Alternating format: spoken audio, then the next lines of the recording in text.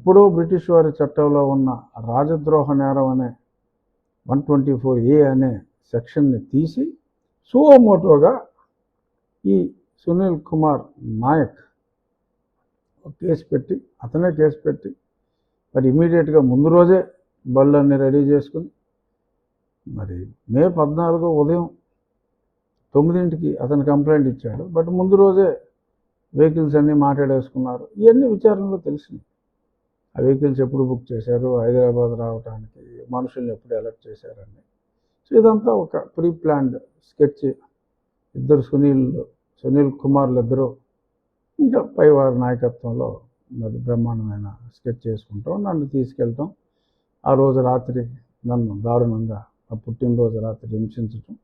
అప్పుడు ఈ సునీల్ కుమార్ నాయక్ అన్న వ్యక్తి ఆ పక్క గదిలోనే ఉన్నాడంట.